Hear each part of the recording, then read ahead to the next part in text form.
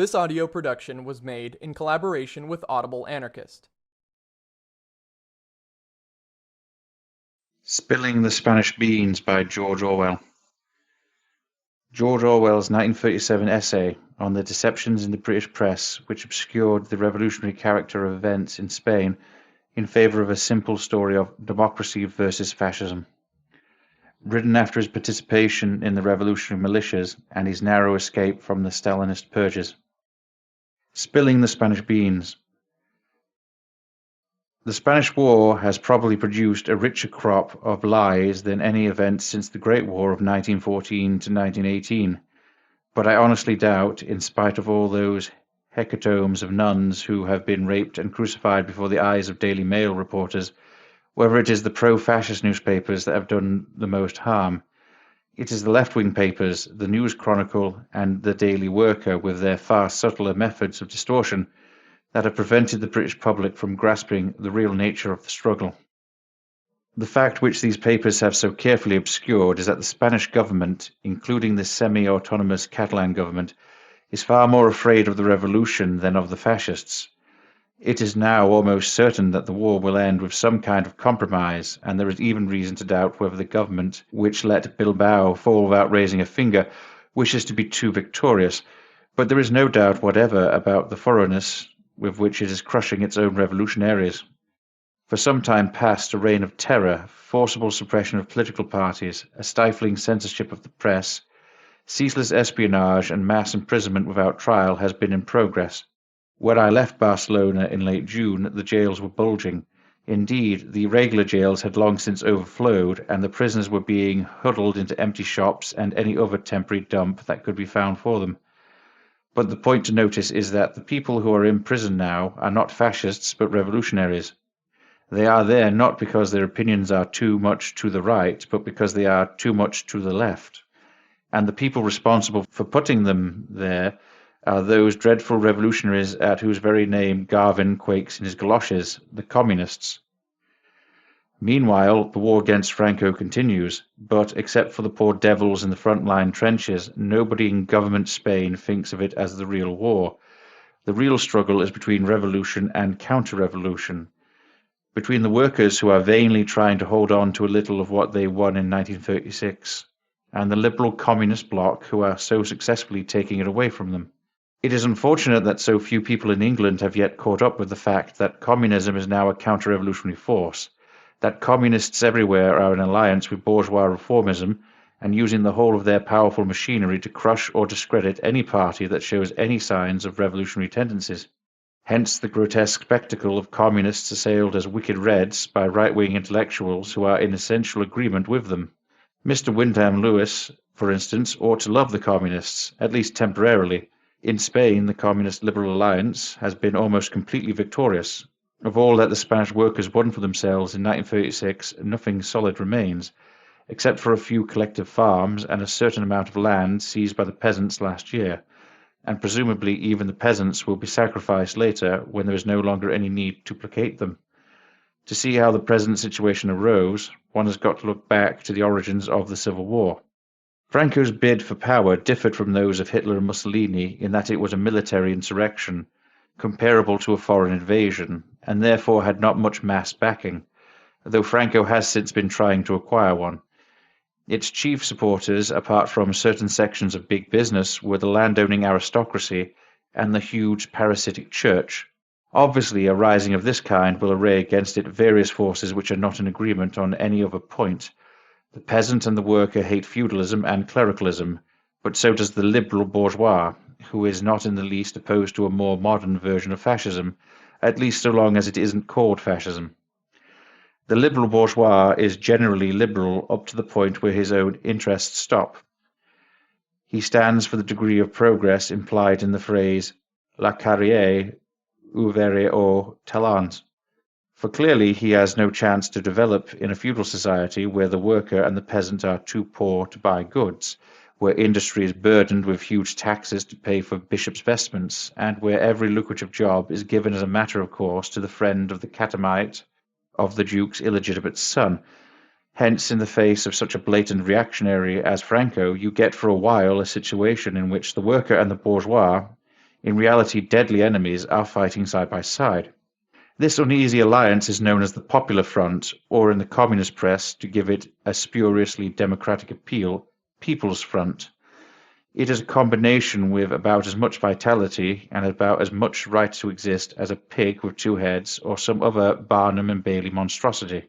In any serious emergency, the contradiction implied in the Popular Front is bound to make itself felt, for even when the worker and the bourgeois are both fighting against fascism, they are not fighting for the same things. The bourgeois is fighting for bourgeois democracy, i.e. capitalism, the worker, insofar as he understands the issue, for socialism. And in the early days of the revolution, the Spanish workers understood the issue very well. In the areas where fascism was defeated, they did not content themselves with driving the rebellious troops out of the towns. They also took the opportunity of seizing land and factories and setting up the rough beginnings of a workers' government by means of local committees, workers' militias, police forces, and so forth. They made the mistake, however, possibly because most of the active revolutionaries were anarchists with a mistrust of all parliaments, of leaving the Republican government in nominal control, and in spite of various changes in personnel, every subsequent government had been of approximately the same bourgeois reformist character. At the beginning, this seemed not to matter because the government, especially in Catalonia, was almost powerless and the bourgeoisie had to lie low, or even, this was still happening when I reached Spain in December, to disguise themselves as workers. Later, as power slipped from the hands of the anarchists into the hands of the communists and right-wing socialists, the government was able to reassert itself. The bourgeoisie came out of hiding, and the old division of society into rich and poor reappeared, not much modified. Henceforward, every move, except a few dictated by military emergency, was directed towards undoing the work of the first few months of revolution. Out of the many illustrations I could choose, I will cite only one, the breaking up of the old workers' militias, which were organized on a genuinely democratic system, with officers and men receiving the same pay and mingling on terms of complete equality, and the substitution of the popular army, once again in communist jargon, People's Army, modelled as far as possible on an ordinary bourgeois army, with a privileged officer caste, immense differences of pay, etc., etc. Needless to say, this is given out as a military necessity, and almost certainly it does make for military efficiency, at least for a short period. But the undoubted purpose of the change was to strike a blow at egalitarianism. In every department, the same policy has been followed, with the result that only a year after the outbreak of war and revolution, you get what is in effect an ordinary bourgeois state, with, in addition, a reign of terror to preserve the status quo. This process would probably have gone less far if the struggle could have taken place without foreign interference, but the military weakness of the government made this impossible. In the face of Franco's foreign mercenaries, they were obliged to turn to Russia for help, and though the quantity of arms supplied by Russia has been greatly exaggerated, in my first 3 months in Spain I saw only one Russian weapon, a solitary machine gun. The mere fact of their arrival brought the communists into power. To begin with, the Russian aeroplanes and guns and the good military qualities of the international brigades, not necessarily communist but under communist control, immensely raised the communist prestige. But more important, since Russia and Mexico were the only countries openly supplying arms, the Russians were able not only to get money for their weapons, but to extort terms as well. Put in their crudest form, the terms were, "Crush the revolution or you get no more arms." The reason usually given for the Russian attitude is that if Russia appeared to be abetting the revolution, the Franco-Soviet pact and the hoped-for alliance with Great Britain would be imperiled. It may be also that the spectacle of a genuine revolution in Spain would rouse unwanted echoes in Russia. The communists, of course, deny that any direct pressure has been exerted by the Russian government, but this, even if true, is hardly relevant, for the communist parties of all countries can be taken as carrying out Russian policy, and it is certain that the Spanish Communist Party, plus the right-wing socialists whom they control, plus the communist press of the whole world, have used all their immense and ever-increasing influence upon the side of counter-revolution. In the first half of this article, I suggested that the real struggle in Spain, on the government side, has been between revolution and counter-revolution, that the government, though anxious enough to avoid being beaten by Franco, has been even more anxious to undo the revolutionary changes with which the outbreak of war was accompanied. Any communist would reject this suggestion as mistaken or willfully dishonest. He would tell you that it is nonsense to talk of the Spanish government crushing the revolution, because the revolution never happened, and that our job at present is to defeat fascism and defend democracy. And in this connection, it is most important to see just how the communist anti-revolutionary propaganda works. It is a mistake to think that this has no relevance in England, where the Communist Party is small and comparatively weak. We shall see its relevance quickly enough if England enters into an alliance with the USSR, or perhaps even earlier, for the influence of the Communist Party is bound to increase, visibly is increasing, as more and more of the capitalist class realize that latter-day communism is playing their game. Broadly speaking, communist propaganda depends upon terrifying people with the quite real horrors of fascism. It also involves pretending, not in so many words, but by implication, that fascism has nothing to do with capitalism. Fascism is just a kind of meaningless wickedness, an aberration, mass sadism, the sort of thing that would happen if you suddenly let loose an asylum full of homicidal maniacs. Present fascism in this form, and you can mobilize public opinion against it. At any rate for a while, without provoking any revolutionary movement. You can oppose fascism by bourgeois democracy, meaning capitalism. But meanwhile, you have got to get rid of the troublesome person who points out that fascism and bourgeois democracy are tweedledum and tweedledee. You do it at the beginning by calling him an impracticable visionary. You tell him that he is confusing the issue, that he is splitting the anti-fascist forces, that this is not the moment for revolutionary phrasemongering, that for the moment we have got to fight against fascism without inquiring too closely what we are fighting for. Later, if he still refuses to shut up, you change your tune and call him a traitor. More exactly, you call him a Trotskyist. And what is a Trotskyist? This terrible word.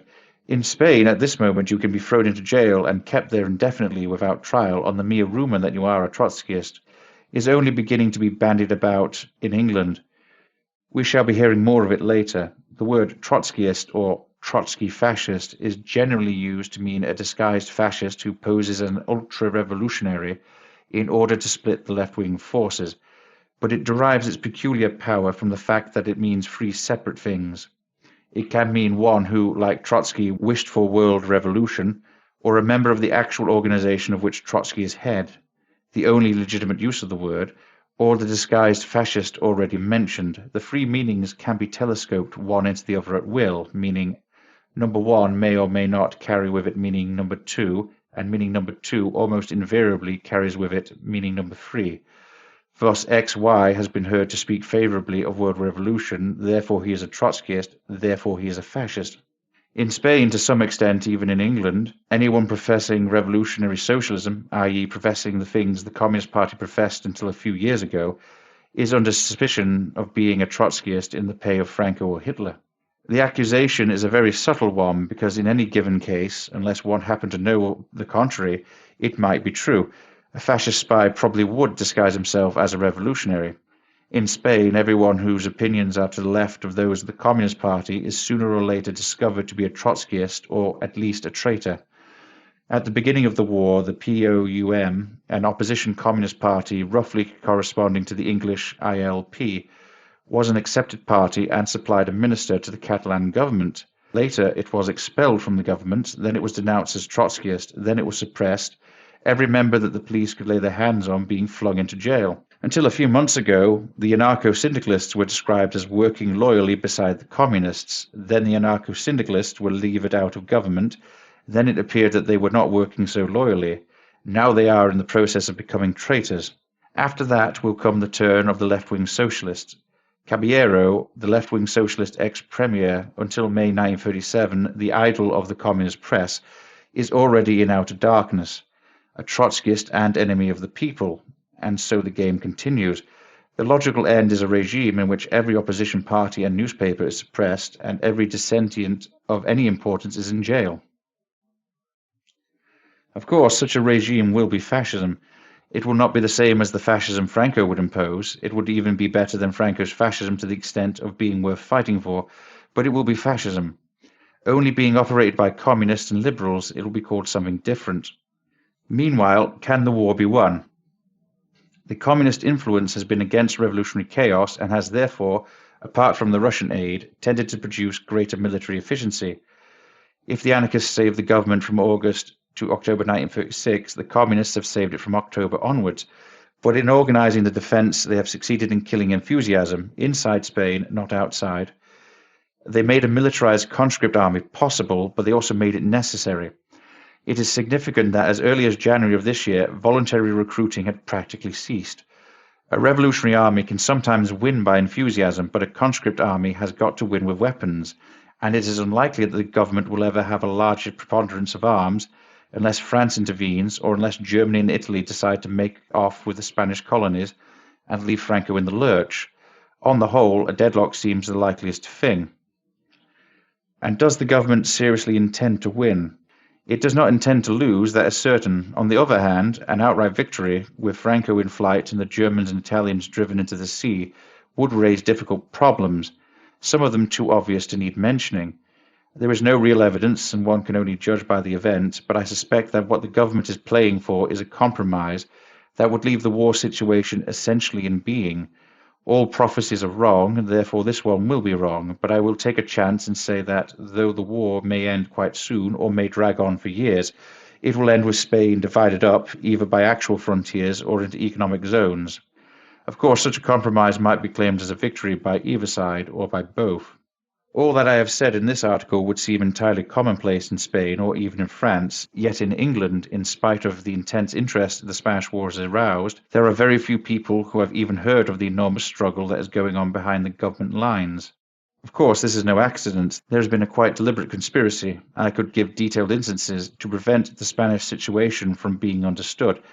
People who ought to know better have lent themselves to the deception on the ground that if you tell the truth about Spain, it will be used as fascist propaganda. It is easy to see where such cowardice lies. If the British public had been given a truthful account of the Spanish War, they would have had an opportunity of learning what fascism is and how it can be combated. As it is, the News Chronicle version of fascism, as a kind of homicidal mania peculiar to Colonel Blimps bombinating in the economic void, has been established more firmly than ever. And thus we are one step nearer to the greater war against fascism, just as 1914 was against militarism, which will allow fascism, British variety, to be slipped over our necks during the first week. This has been a production of Audible Anarchist. You can find more Audible Anarchist on YouTube.